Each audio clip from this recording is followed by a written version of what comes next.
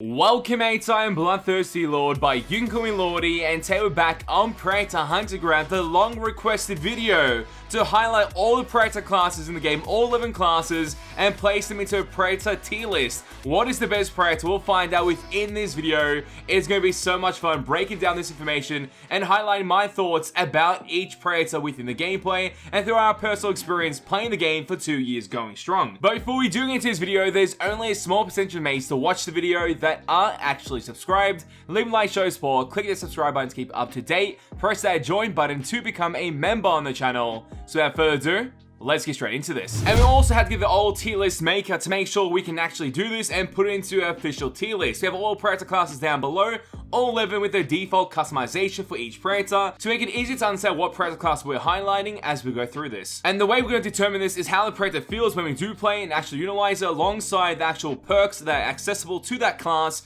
alongside the specialization as well, because specialization is key to the Predecessor and making it work overall within your gameplays. And we'll start to highlight each class to see what's strong towards the end, so let's find out as we go. Let's start off with the default class, which is Hunter, and I believe it's this class right over here. So Hunter would be B tier. Hunter just great overall with that actual situation. Jungle Hunter is also B tier. And these Predators are just well-rounded Predators overall within their gameplay. And in Predator Underground, if we go back to the actual classes, go over here, we'll change this class over here. Go to our actual class being Jungle Hunter, which is a mimic of Hunter as well. They're both the same stats when it comes to health, stamina, movement speed, and gear, so that's something to keep in mind. So the Hunter over here and the Jungle Hunter mimicking the same exact properties. So we go there.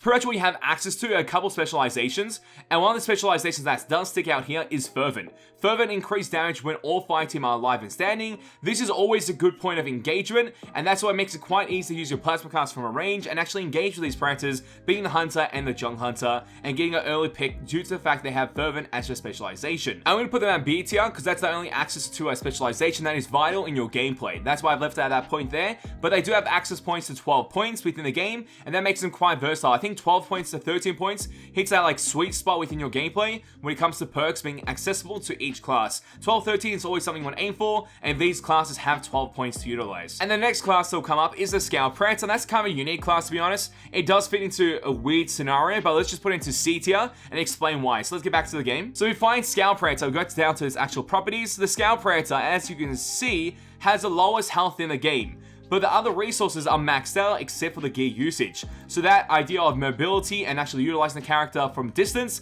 comes to be a vital part of the character's kit. So if you're playing from range, it's actually really fun to utilize. Or if you're hopping around like crazy madman style with the Predator like we've done in our videos, it is super fun to utilize. And the access to 15 perk points actually gives you all the build possibilities in the game. You can make any build you want, due to this being the highest perk class within the game. When it comes to the gear usages, it is under 10, so you do miss out the opportunity of actually carrying a med kit alongside bear traps, which is maybe the best combo ever when it comes to gear usage in this game. But then something that does shine alongside the perks is obviously the specializations. You have analytical, increased damage to fully scanned targets, really fun to utilize, and Ghost. Ghost is a really good perk overall, but does not fit the Scout's playstyle overall unless you're hopping around with a katana of some sort, applying bleed damage and trying to get this proc every time through Ghost. That's maybe the best possibility you get out of this. I wouldn't be trying to carry a battle axe with this because the recovery frames will take too long, and then you would actually get abused for that and die to little to no health on this Predator class. So keep that in mind. That's why it's at C, but I feel like it should be towards the end of B because it's not that bad. It's not a bad class. Just the specialization that you most likely end up using more often is analytical than Ghost, and pretty much using all the perks in the game that you want to utilize for your build. Some perks are tied to your health, so it doesn't really help, when other perks just help in general gameplay. And that is when the class of a Scout Predator is super fun to utilize. So I'm putting it towards the end of B. Anything that's towards the front of B is stronger than the what's at the end. And the next Predator from this list is Berserker. Berserker, honestly, is a fun character. A super fun character. But the way it plays, it's not something high tier. People think straight away maybe it's S tier when you first start playing the game, due to the fact that its capabilities of just being a brute force and going into those engagements is actually quite crazy. But I think it might be towards like the start of B. I think it might be behind this. The reason why I highlight that is because if you go to the Berserker class stats, it's actually quite strong when it comes to health and gear options. So you get so many options for that to utilize in your game. Problem is you only need 10 points for gear to be versatile. That's carrying a healing kit and also a bear trap. Everything else is just an extreme add-on, which you might not even actually end up using in your gameplay. But the perks are so limited at 9 points, which makes it hard to find that sweet spot when we talked about before, where 12 to 13 points in your perk builds.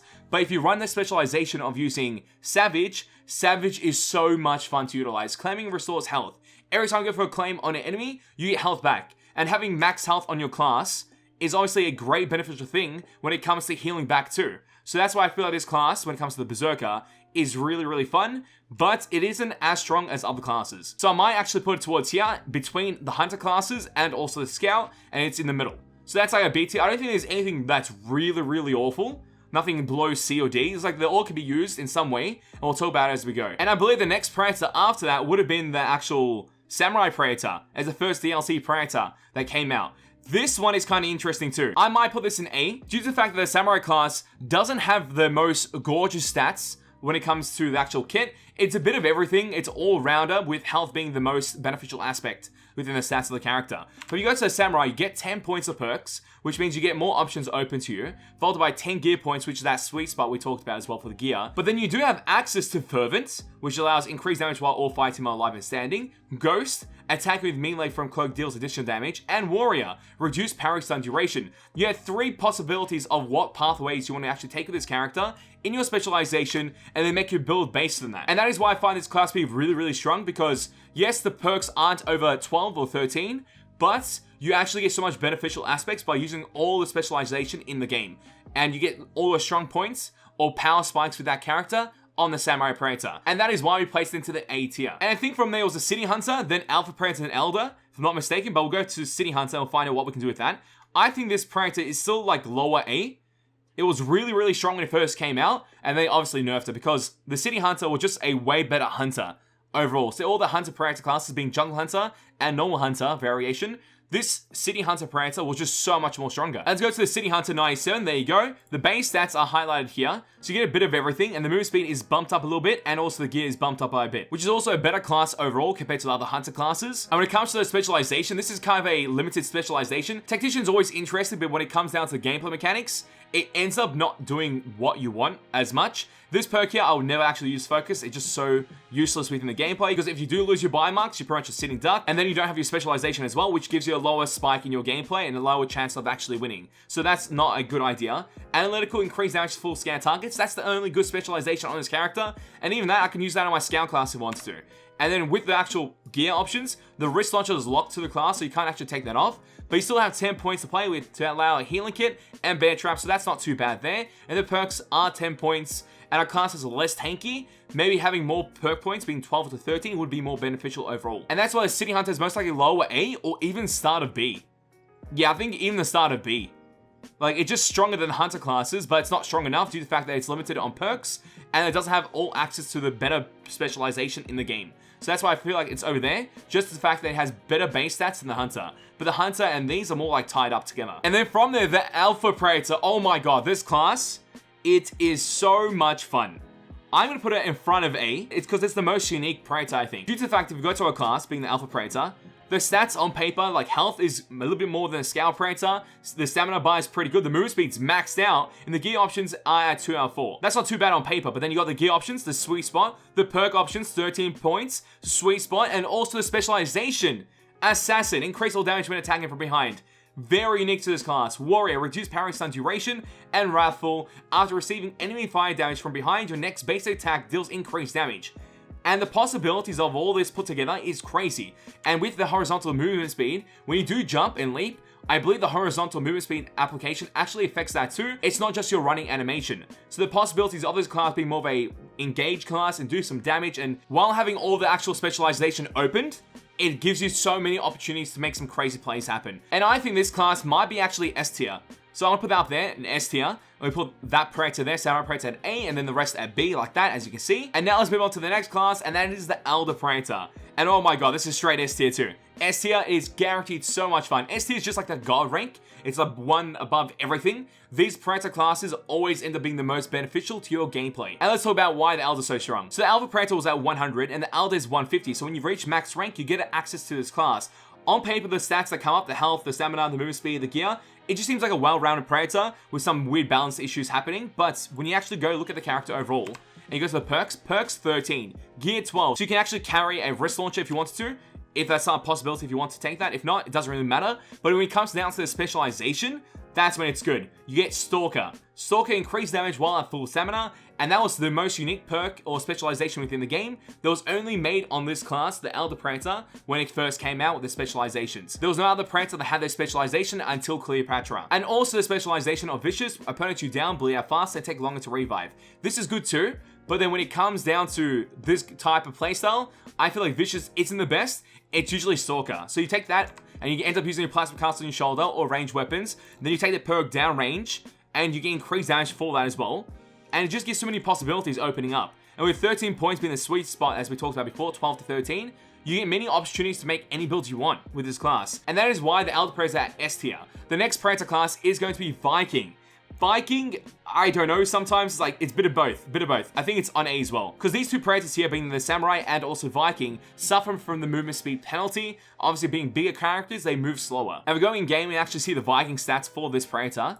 The health bar is maxed out, everything else is super, super low. So it's very underwhelming. But then when you look at the perks, 12 points, gear 10, sweet spots being hit on each point. And then we move on to the specialization. You have Vicious, which I feel like fits this character overall. And then Wrathful as well, which is when you take damage from behind, you increase damage. And this just seems to be such an underrated specialization on the Viking Predator. I think it makes the Viking Predator what it is compared to using in range. In range, I wouldn't use this ever. It's a massive disadvantage. Vicious and this are really, really good. And Wrathful might be the one that's more useful in your gameplay overall. And I'll keep the Viking in front of the Samurai due to the fact that the Viking just has more options when it comes down to your perks, while still having good specialization. But the Samurai gets limited on the perks, but when it comes down to the specialization, you have more opportunities, which they'll place into A tier for that reason. But overall, they're really good Predators. The ones in A and S are really, really good. The ones in B, they're alright Predators, they're fun to utilize, and they have the unique builds and niches. But when it comes to the Predators above A and S, that's when they get pretty good. And now the next Predator is going to be the Valkyrie Predator. And this class is interesting, it's actually quite fun due to its possibilities. And it feels like a better Berserker class. So I'm just going to place this over here and explain why. So if you go into the game and actually see the specialization of the character, you have Fervent, you have Ghost, you have Savage. So you get everything you want, and Savage is that claim and restores health, and it's really, really fun on a class that has a decent health pool, but also has decent benefits on other usages or stats as base stats. And with all those possibilities here, you get a whole bunch of opportunity to actually utilize the character in certain ways. The gear usage is a little bit underwhelming. Obviously, you can still get your healing kit, which is really, really good, but no more bear traps, which is unfortunate. And your perks are 12 points, you get a lot of access to perks overall, which kind of makes up for that limitation on your gear. But then your specialization gives you a whole bunch of options to actually build your Predator in a certain way. And that is why I left it here. It could be around here, to be honest. It just depends. Like, A is a little bit of a mix-up here. Kind of confusing to find out the clarity behind these Predators, because they all have a strong point and a weak point. But then, obviously, that's why we have S tier above them, highlighting the strongest Predators in the game. And the last one is Cleopatra. And this one, I think it might be A. Like in front of A, or possibly S. I have to double check into this. Let's go into game and let's talk about it. So when it comes down to this Cleopatra Predator, the stats, underwhelming. Look at stamina, movement speed, very, very low. It is not something you want in your Predator ever. But if you know how to play the game properly, and you know the idea of having a character that has more health pool is always fun to play, with the benefit of Stalker, which is the same specialization on the Elder Predator, increased damage while at full stamina, possibilities start to open up. Like a lot of possibilities. And with your perks being 11 points, you still get some type of usage there to actually utilize that to your benefit and see what possibilities can actually occur there when it comes down to gameplay. But 11 points is slightly strict.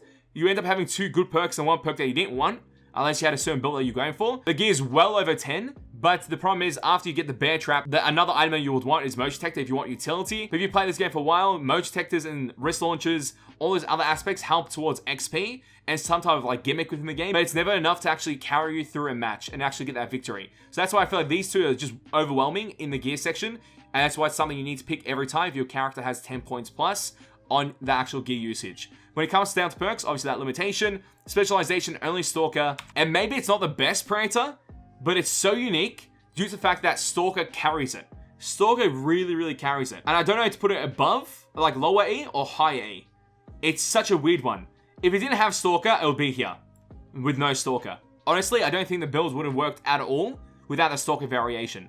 But because it has Stalker, it allows for more opportunity. I'm thinking around here though. I was thinking that was going to be really, really strong. But sometimes the limitation of being able to actually build this Predator, like say if I want to down range to get increased damage on my range attacks, with Stalker, so let's find downrange right over here. Then I wanted some perk that can help me out. Maybe it's impenetrable. Then I got limitations. But if you build a character with the possibility of taking large pouch and also medic, that is like the sweet spot for this character. And I think that might be it. And being able to have Stalker on a bigger health pool character, it may actually be here. Because the Stalker specialization in this game is so strong. And I think this might be our tier list. It's like between these. Even though I personally have more fun with these classes, because when you play more melee orientated, it's super fun. Like the S tier classes and also the A tier.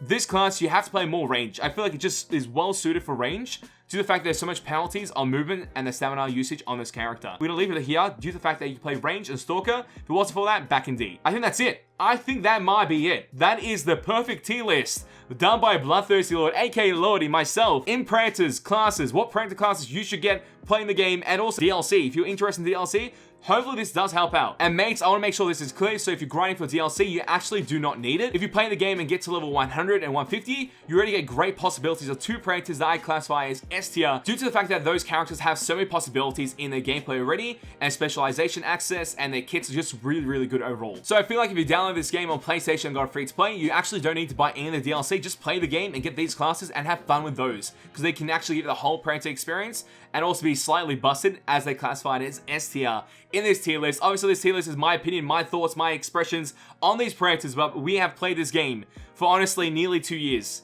So we know pretty much everything about this game and the possibilities that you can do in Predator Huntergrounds. I'm hoping that this does help out all the mates that wanted this, because there was such a high demand for this tier list by me. I'm hoping that this has fulfilled that. But mates, tell me your opinions and thoughts in the comment section down below. What do you think about the tier list? Is it accurate? Do you think that some of the characters should move up in the tier list to a different point or lower? Tell me in the comment section down below. And as always, mates, it is a pleasure to have you guys on the channel as we go through this, and I'll catch you mates next time. Bye. Road to 200k subscribers. Let's get it, mates.